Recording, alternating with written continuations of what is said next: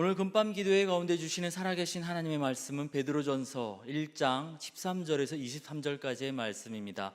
이제 하나님의 말씀을 봉독하여 올리겠습니다.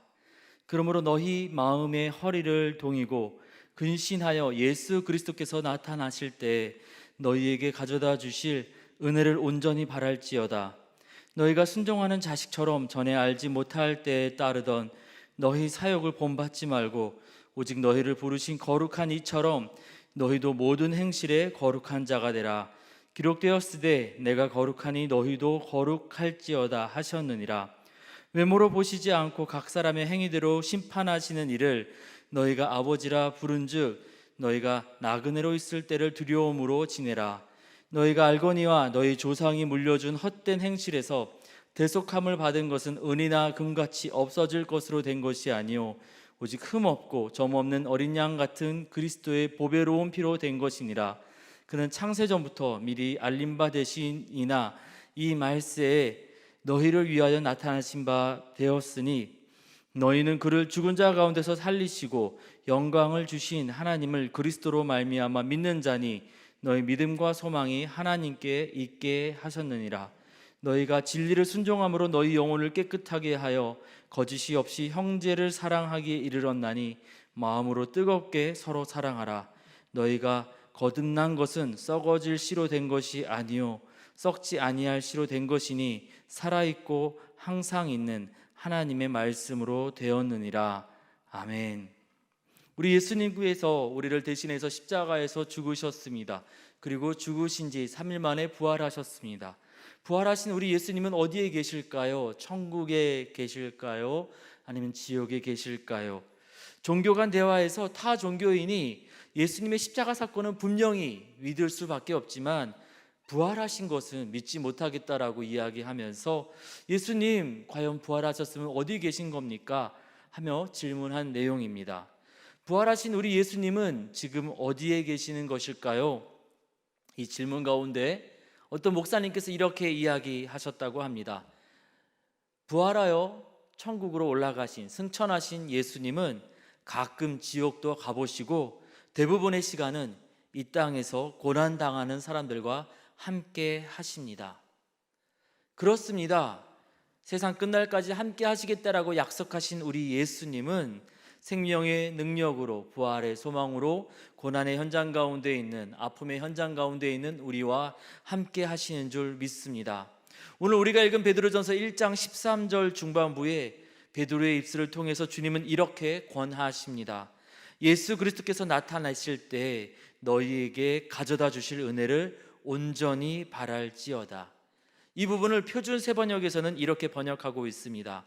예수 그리스도께서 나타나실 때 여러분이 받을 그 은혜를 끝까지 기다리십시오. 부활하신 우리 예수님께서 우리의 아픔과 슬픔의 현장에 찾아오셔서 사랑으로 손잡아 주실 터이니 포기하지 말고 우리 삶의 자리에 예수님을 기대하면서 예수님을 끝까지 기대하라는 것입니다. 그렇다면 우리 삶의 자리에서 예수님을 기대하며 살아가는 것은 어떻게 사는 것일까요? 우리 말씀을 나누면서 우리 예수님을 기대하면서 살아가고 또한 찾아오시는 예수님으로 인하여서 위로와 소망을 누리는, 그래서 새 힘을 얻는 저와 여러분 우리 모두가 되어지기를 원합니다. 첫 번째로 예수님을 기대하는 삶은 하나님의 자녀로서 거룩한 삶을 살아가는 것입니다. 13절 말씀에 온전히 은혜를 바랄지어다 하고 15절에서 이렇게 말씀하십니다. 오직 너희를 부르신 거룩한 이처럼 너희도 모든 행실에 거룩한 자가 되라. 거룩하게 살아가라고 그렇게 말씀하십니다.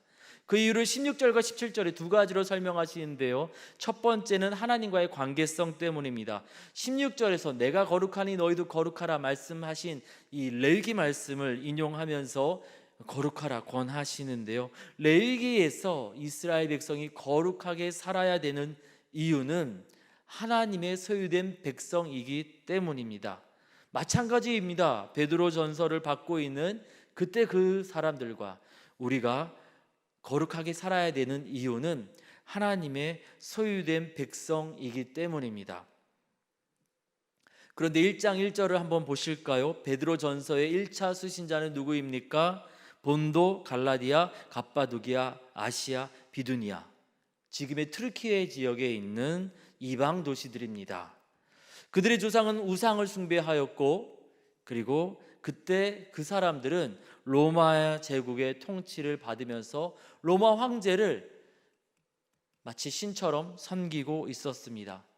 그 자신들의 조상들이 어떠하든지, 지금 그들의 상황이 어떠하든지 상관없이 예수님으로 인하여 하나님의 소유된 백성이 되었으니 하나님의 백성답게 거룩하게 살라는 것입니다. 우리도 마찬가지입니다. 우리 부모님이 예수님을 믿었든 믿지 않았든, 우리 삶의 과거가 어떠한 모습이든 그것에 상관없이 우리 예수님으로 인하여 우리 모두가 하나님의 백성 되었으니, 하나님의 소유된 백성이 되었으니 이제는 하나님의 백성답게 거룩하게 살아야 합니다. 우리를 소유 삼으신 하나님은 과연 우리에게 어떤 분이실까요?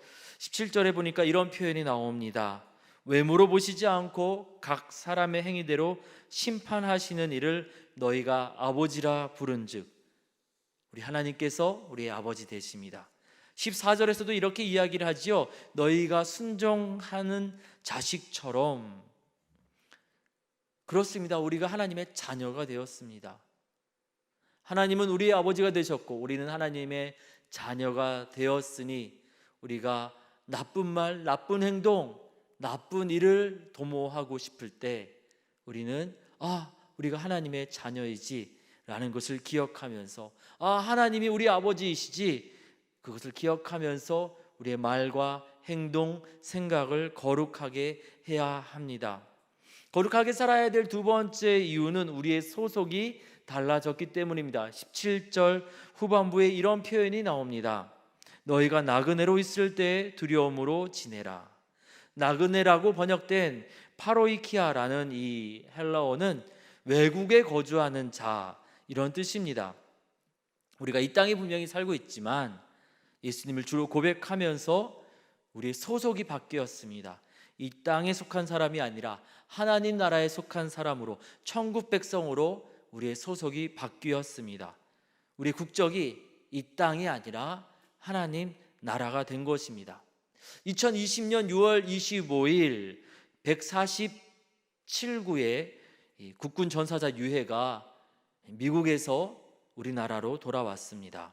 6.25 전쟁 때 전사했지만 미군의 전투 지역에 있었기 때문에 미군의 전사자와 함께 그 유해가 미국으로 갔었지만 그 국적이 분명히 대한민국이기 때문에 70년 만에 고국 대한민국으로 돌아온 것입니다. 이 147구의 유해가 돌아올 때 이 대한민국 영공으로 들어오자 호위하는 우리 대한민국 공군 조종사가 이렇게 이야기하는 장면이 방송되었습니다. 70년의 시간이 흘렀지만 한시도 잊지 않고 있었습니다. 늦었지만 조국을 위해 헌신하신 선배님들을 모시게 되어 영광입니다. 지금부터는 대한민국 공군이 안전하게 호위하겠습니다. 그렇습니다. 미국에 가 있어도 국적이 대한민국, 그리고 대한민국의 국군이기 때문에 시간이 지나도 사랑하는 조국 대한민국에 돌아오는 것처럼 우리도 우리의 소속이, 우리의 영적인 국적이 하나님 나라로 바뀌었기 때문에 이 땅에서 어떠한 고난을 당한다 할지라도 우리가 이 땅에서 빨리 떠나든지 또는 늦게 떠나든지 상관없이 우리 모두는 우리의 고국 하나님 나라, 저 천국으로 돌아가게 됩니다.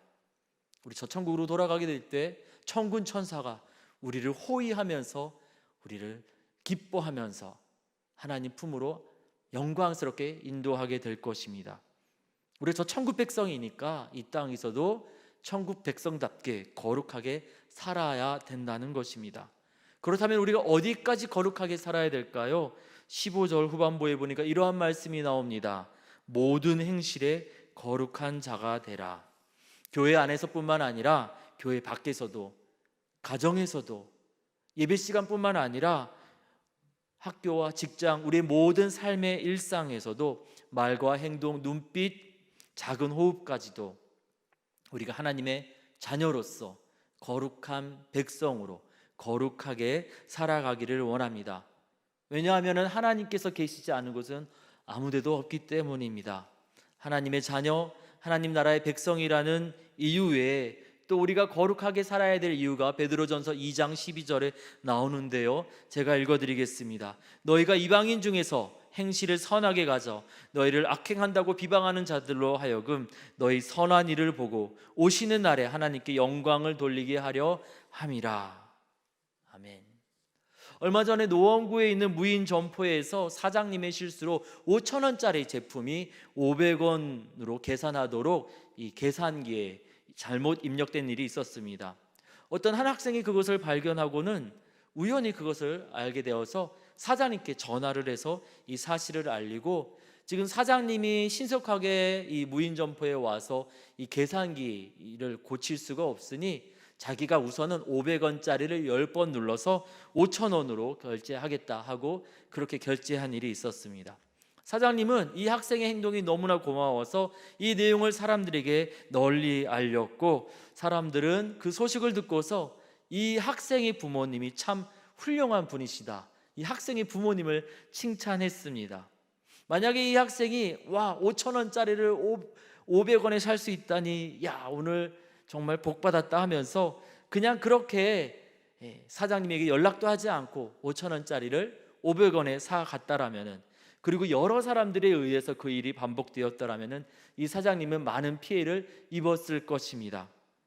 그런데 이 학생은 4,500원짜리의 작은 이익을 얻으려 하기보다는 사장님의 피해를 생각했고, 작지만 자신이 할 수 있는 이 정의가 이루어지기를 기대하면서 사장님께 연락을 하고 5,000원을 부담했습니다.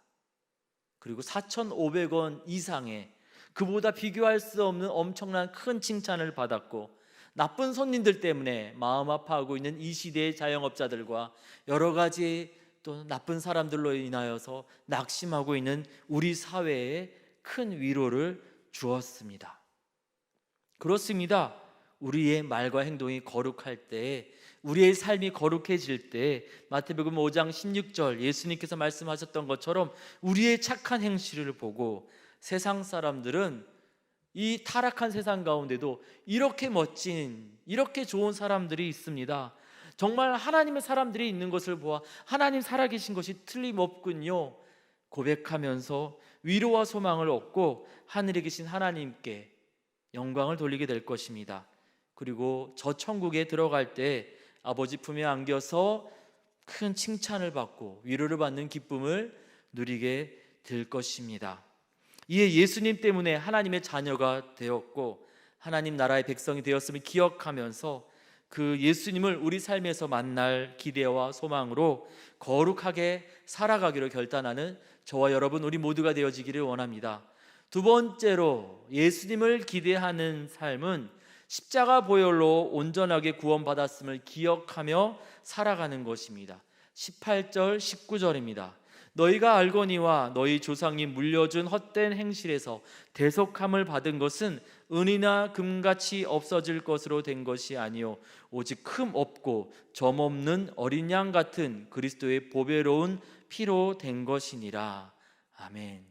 18절에 대속함을 받았다라는 표현이 나오는데요, 실제로 2000년 전에 로마 시대에 노예를 자유하게 하기 위해서는 노예 주인에게 돈을 주는 것이 아니라 신전에 노예에 해당하는 이 돈을 바치는 그런 일들이 있었습니다. 신전에 노예에 해당하는 돈을 바치게 되면은 신전의 제사장들이 이 돈을 이 노예 주인에게 전해줍니다. 그리고 이 노예는 자유함을 얻게 됩니다. 노예 주인에게 직접 돈을 주지 않습니다. 신전에 바칠 때 이 노예는 자유함을 얻게 되었습니다. 왜냐하면 오직 신만이 노예를 자유케 할 수 있다라고 믿었기 때문입니다. 이것을 대가를 지불하고 풀어준다라고 해서 이 리티리오라는 헬라어로 표현하는데요, 로마 시대 때 이러한 일들이 많이 있었습니다. 오직 신만이 사람을 자유하게 할 수 있기에 신전에 돈을 드리고 이 대가가 지불됨으로 인하여서 자유를 얻게 되는 그런 일들이 있었습니다. 이 시대에 이루어졌던 풍습들과 또 이 시대의 사람들이 이해할 수 있는 표현으로 예수님의 십자가 보혈이 우리를 죄로부터 자유케 하는 대가라고, 그래서 우리가 하나님의 소유가 되었다라고 18절과 19절에 이야기하는 것이지요. 신전에 바쳐진 돈처럼 하나님께 온전히 이 대가가, 이 비용이 온전히 올려졌기에 자유케 되었다라는 것입니다. 그런데 이것을 돈이 아니라 보혈을 이야기하면서 은금과 비교할 수 없는 것으로 되었다, 이런 얘기를 합니다. 은이나 금같이 썩어질 없어질 것으로 된 것이 아니요 보배로운 피로 된 것이니라.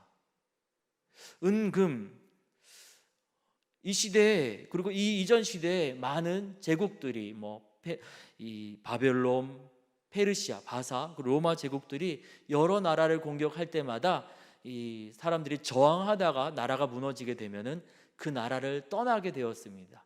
가지고 있던 재산들을 그대로 들고 가지 않았습니다. 도망가고 피난 갈 때 이 재산을 다 가지고 가기가, 또 여러 가지 이 과일이나 또는 여러 가지 다른 형태의 재산들을 그대로 가져가는 것이 부피도 커서 힘들고 보관하기도 어려울 뿐만 아니라 이 피난한 그 땅에서 이것이 적절한 가치를 발휘할지 알 수 없었기 때문에 휴대할 수 있고 어디를 가든 이 의미 있는 그런 가치를 보여주는 은과 금으로 바꾸어서 휴대해서 피난을 갔습니다.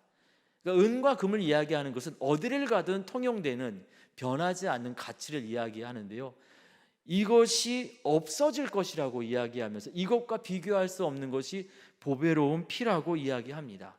이 땅에서 없어지지 않을 것만 같은 은과 금이 없어진다 할지라도 보배로운 피, 예수 그리스도의 피는 결단코 절대로 그 효력이 없어지지 않는다라는 것이지요. 우리를 자유케 하기에 충분한 대가이면서 절대로 그 효력이 사라지지 않는 확실한 그러한 가치가 있는 것이니 절대 두려워하지 말고 걱정하지 말라는 것입니다. 왜 이런 이야기를 할까요? 다른 모든 시대와 마찬가지로 베드로전서가 기록되던 시대에 예수님의 십자가로는 부족하다라고 말하는 사람들이 있었습니다. 그리고 크고 작은 고난과 어려움이 있었습니다. 박해라는 단어가 베드로전서에 등장하지 않기 때문에 국가적인 그런 핍박은 없었지만은 그럼에도 불구하고 크고 작은 어려움들이 있었다라고 사람들은 보고 있습니다. 그래서 그때 그 사람들은 예수 믿는 사람으로 살아가는 것을 힘들어했습니다.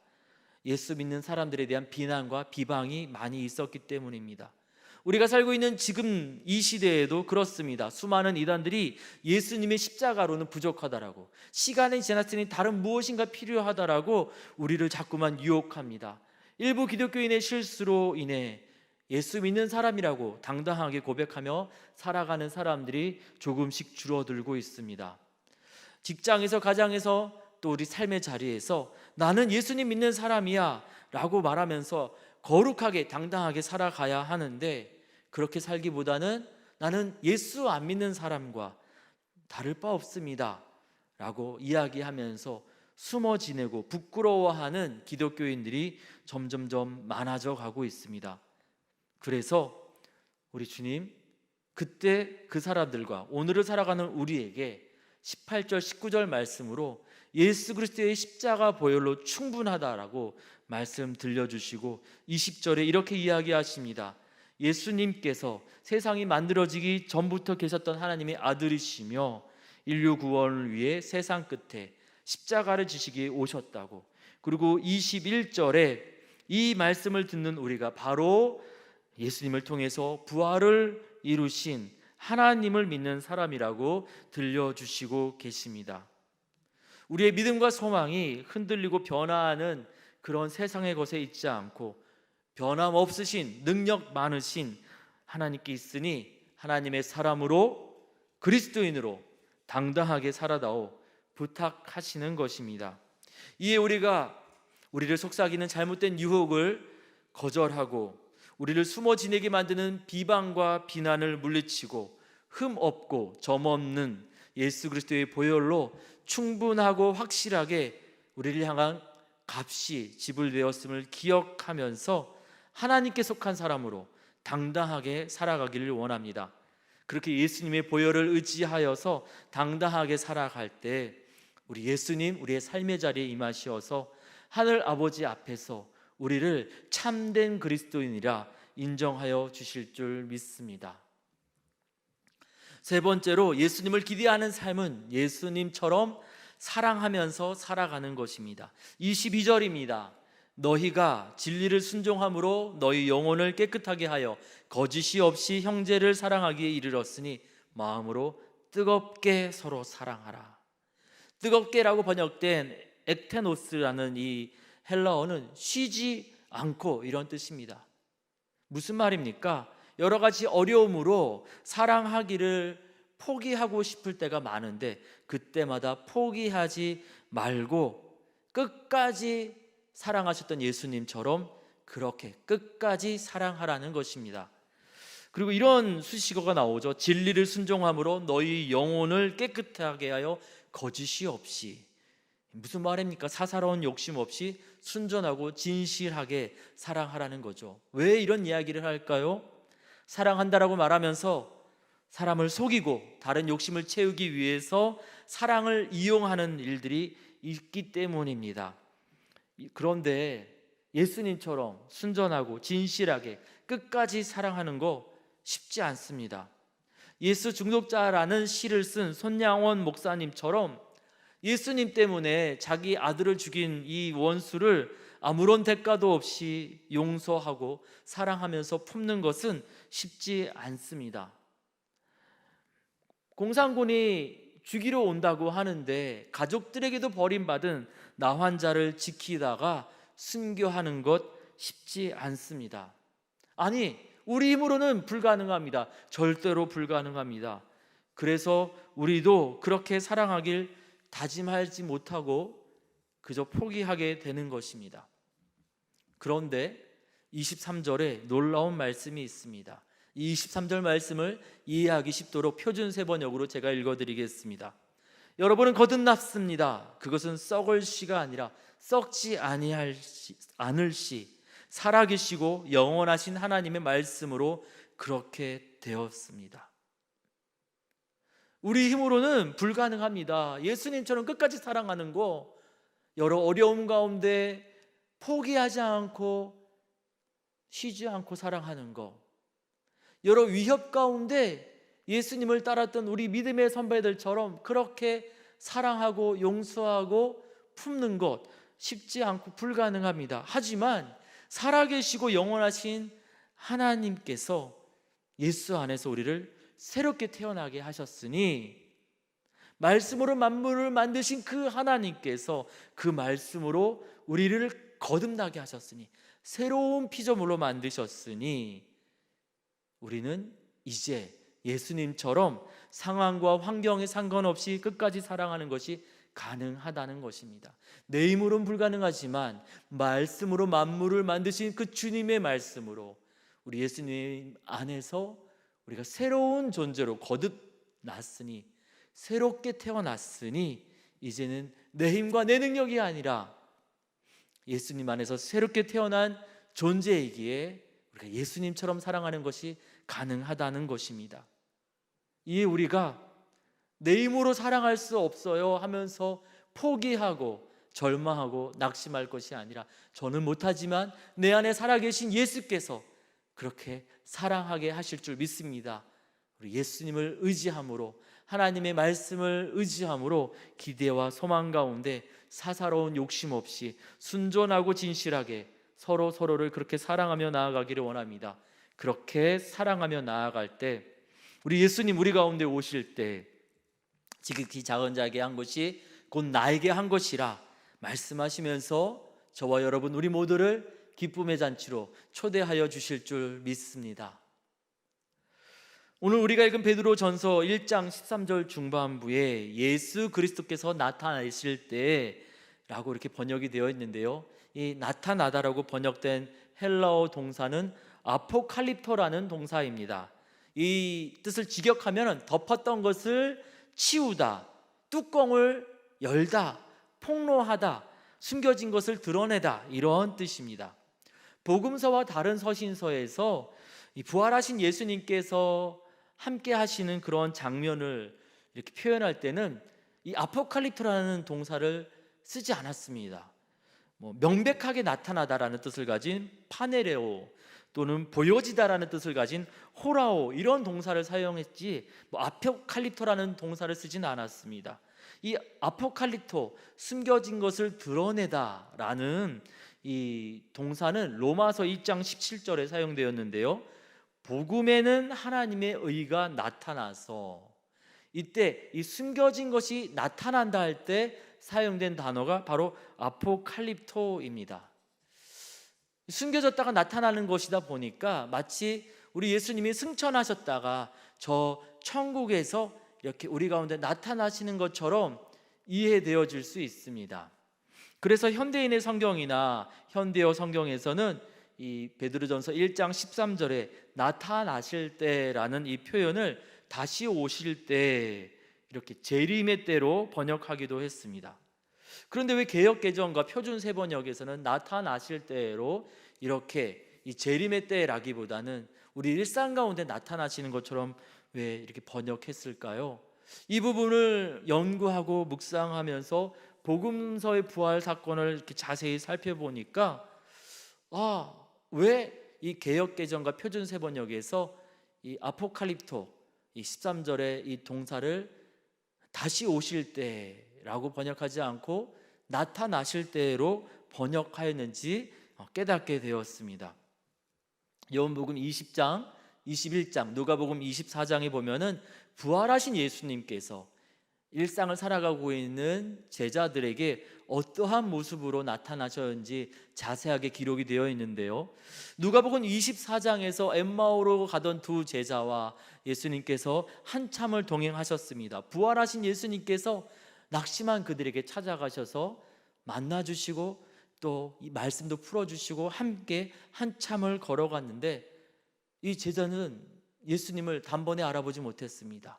한참 걸어가고 그리고 같이 함께 음식을 나누고자 했을 때 그들의 눈이 밝아져서 예수님이신 걸 그제서야 깨닫게 되었지요. 뒤늦게 깨닫게 됩니다.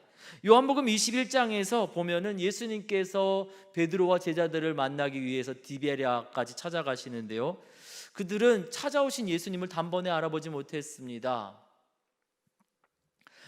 그물을 배 오른편에 던지라, 예수님께서 막 이런 말씀을 하셨을 때 그 말씀대로 그물을 오른편에 던지면서도 말씀하신 분이 예수님인지 알지 못했습니다.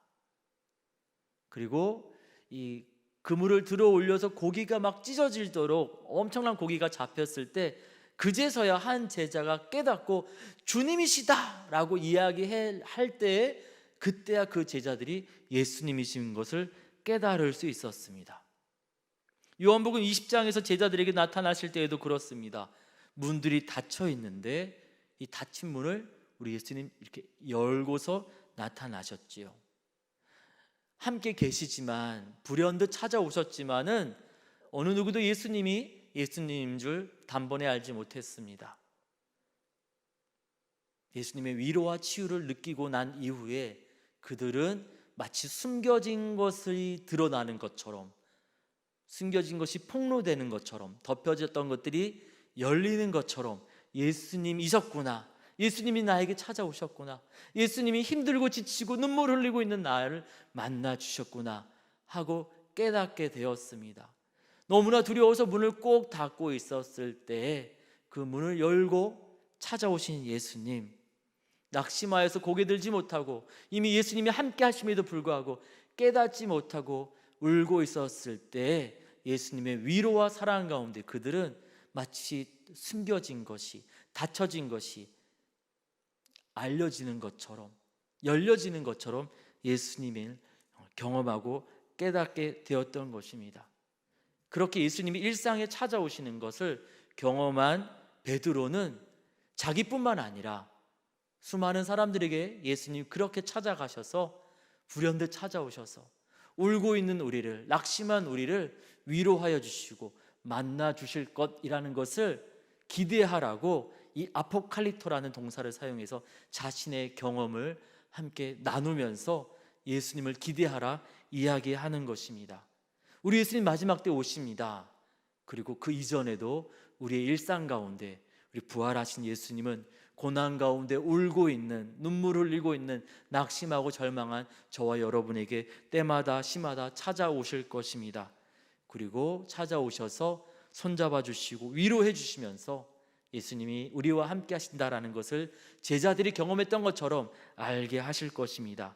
그 예수님이 우리의 절망의 자리에 찾아와서 손잡아 주시는 것을 기대한다라면은 하나님의 자녀로서 거룩한 삶을 살아가라고, 십자가 보혈로 충분하고 확실하게 구원받았음을 기억하면서 당당하게 살아가라고, 또한 예수님 안에서 새로워진 존재로 하나님의 말씀으로 거듭난 존재임을 기억하면서 예수님처럼 포기하지 말고 끝까지 사랑하며 살아가라고 그렇게 부탁하고 계십니다. 우리가 그렇게 거룩한 삶을 살아가고 구원받은 자로서 당당하게 살아가고 예수님 안에서 거듭난 존재로서 끝까지 사랑하며 살아가다 보면은 때때로 상처 있고 실망하고 낙심할 때도 있습니다. 그러나 그때마다 우리 예수님 베드로를 만나 주신 것처럼, 엠마오로 가던 제자를 만나 주셨던 것처럼 믿음으로 살다가 낙심하여 쓰러진 우리를 만나 주실 것입니다. 사랑으로 손 잡아 주시면서 새 힘을 더하여 주실 것입니다. 이에 우리가 예수님을 기대함으로 하나님의 자녀로 거룩하게 살아가기를 원합니다. 예수님을 기대함으로 구원받은 존재임을 기억하면서 당당하게 살아가기를 원합니다. 예수님을 기대함으로 예수 안에서 거듭난 존재로서 끝까지 사랑하며 살아가기를 원합니다. 그렇게 우리가 믿음으로 살아갈 때 우리 예수님께서 그들에게 찾아가셨던 것처럼 부활하신 우리 예수님, 우리 일상 가운데 찾아오셔서 위로와 소망으로 또 사랑으로 우리의 손을 붙잡아 주실 것입니다. 함께 같이 기도하겠습니다. 하나님, 예수님의 나타나심을 경험했던 베드로의 입술을 통해서 예수님을 기대하라고, 우리 삶 가운데 찾아오실 부활하신 예수님 기대하라고 말씀 주시니 감사합니다. 우리 예수님 기대함으로 하나님의 자녀로서 거룩한 삶 살기를 원합니다. 십자가 보혈로 충분하고 확실하게 구원받았음 기억하면서 당당하게 살아가기를 원합니다. 거듭난 존재임을 기억하며 예수님처럼 끝까지 사랑하며 살아가기를 원합니다. 말씀으로 만물 만드셨던 것처럼 주의 말씀으로 우리를 새롭게 하여 주사 우리가 거룩하고 당당하게 사랑하며 살게 하여 주시옵소서. 그때 그 사람들에게 찾아가셨던 것처럼 우리에게도 찾아와 주셔서 위로와 소망으로 새 힘을 더하여 주시옵소서. 주께서 행하실 일들을 기대하고 감사드리며 부활하신 우리 주님 예수님의 이름으로 기도드립니다. 아멘.